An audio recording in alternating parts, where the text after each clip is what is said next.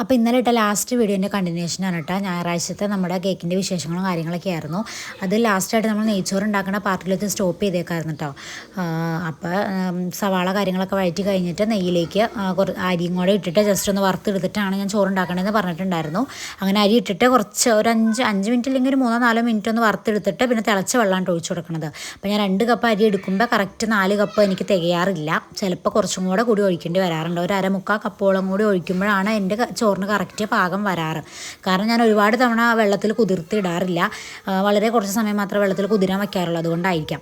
പിന്നെ നമ്മൾ രാവിലെ പുട്ടിനുണ്ടാക്കിയ ബീഫിൻ്റെ കറി നമ്മൾ റോസ്റ്റ് ചെയ്തെടുത്താണ് നെയ്ച്ചോറിന് കൂട്ടണമെന്ന് പറഞ്ഞിട്ടുണ്ടായിരുന്നില്ല. അതുള്ളതുകൊണ്ടാണ് നെയ്ച്ചോറാക്കിയതും. കാരണം വെഞ്ചോറിന് സാധാ ബീഫ് കറി അത്ര ഇഷ്ടമല്ല. അപ്പോൾ നെയ്ച്ചോറ് ഉണ്ടാക്കുവാണെങ്കിൽ ആ കറി ഒന്ന് റോസ്റ്റ് ചെയ്ത് വറ്റിച്ചെടുക്കുകയാണെങ്കിൽ കറിയും തീർന്നോളും. പിന്നെ വെഞ്ചോറിന് വേണ്ടിയിട്ടുള്ള കറികളും ഉണ്ടാക്കാൻ നിൽക്കണ്ടല്ലോ. കറികൾ എന്ന് വെച്ചാൽ അങ്ങനെ ഒരുപാട് കറിയൊന്നും വേണ്ട കേട്ടോ. എന്തെങ്കിലും വലത്തൊക്കെ മതി. എന്നാലും അതായാലും ഉണ്ടാക്കാൻ തുടങ്ങിയ സമയത്ത് നമ്മൾ കുക്കറിൽ ഉണ്ടാക്കാമെന്നാണ് വിചാരിച്ചത്. പിന്നെ പെട്ടെന്ന് പാനിലോട്ട് മാറ്റിയതാണ് കേട്ടോ. അങ്ങനെ നമ്മൾ വറുത്ത് വെച്ചേർന്ന സവാള നട്ട്സ് ഉണ്ടായില്ല, മുന്തിരി കാര്യങ്ങളൊക്കെ ഇട്ട് കൊടുത്തിട്ട് പിന്നെ നമ്മൾ ബീഫ് അവിടെ വറ്റിക്കാൻ വേണ്ടി ഇട്ടിട്ടുണ്ടായിരുന്നു.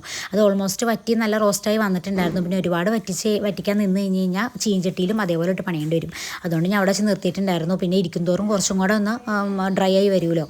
പിന്നെ അത് കഴിഞ്ഞിട്ട് നമുക്ക് സാലഡ് ഉണ്ടാക്കാൻ വേണ്ടിയിട്ട് സവാളയൊക്കെ ചോപ്പറിലിട്ട് ചോപ്പ് ചെയ്തെടുത്തിട്ടുണ്ടായിരുന്നു കേട്ടോ. അതിൻ്റെ വീഡിയോ ഒന്നും പ്രത്യേകം എടുത്തിട്ടില്ല.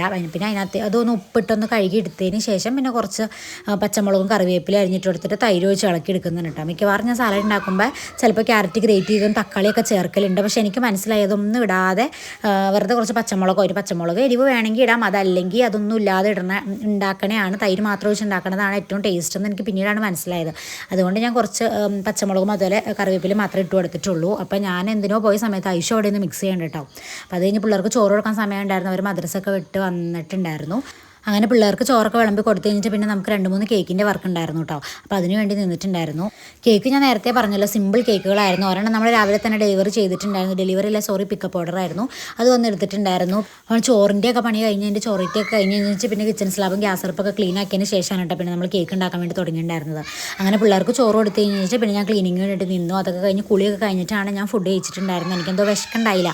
അന്ന് അവധി ദിവസം ആയതുകൊണ്ട് തന്നെ കുറച്ച് ലേറ്റ് ആയിട്ടാണ് പിള്ളേരൊക്കെ മദ്രസയിലൊക്കെ വിട്ട് കഴിഞ്ഞതിന് ശേഷമാണ് ഞാൻ ബ്രേക്ക്ഫാസ്റ്റ് കഴിച്ചിട്ടുണ്ടായിരുന്നത്. അതുകൊണ്ട് തന്നെ വിശക്കുണ്ടായില്ല കേട്ടോ. അപ്പോൾ ക്ലീനിങ് ഒക്കെ കഴിഞ്ഞിട്ട് കേക്കിൻ്റെ വർക്കും കഴിഞ്ഞിട്ട് ചോറിനാന്ന് വിചാരിച്ചു. അപ്പോൾ കേക്ക് നമുക്ക് കൊടുക്കാനുണ്ടായിരുന്നു ഈ ഒരു കേക്കായിരുന്നു കേട്ടോ. ഇതൊരു സെക്കൻഡ് ബർത്ത്ഡേക്ക് വേണ്ടി ഓർഡർ ചെയ്തിട്ടുണ്ടായിരുന്നു. ഒരു സിമ്പിൾ കേക്കായിരുന്നു കേട്ടോ. ഒരു 2 ടോപ്പർ വെക്കാൻ ആദ്യം പറഞ്ഞിട്ടുണ്ടായിരുന്നു. പക്ഷേ എൻ്റെ അടുത്ത് 2 ടോപ്പർ ഇല്ലാത്തതുകൊണ്ട് തന്നെ അവരൊരു സിമ്പിൾ ഡിസൈൻ അയച്ചു. അത് മതി എന്ന് പറഞ്ഞു. പിന്നെ അവരെന്തോ റെഡി ആക്കിയിട്ടുണ്ടായിരുന്നു തോന്നുന്നു കേട്ടോ. ഫോട്ടോ കണ്ടപ്പോൾ എനിക്ക് അങ്ങനെ തോന്നിയിട്ടുണ്ടായിരുന്നു.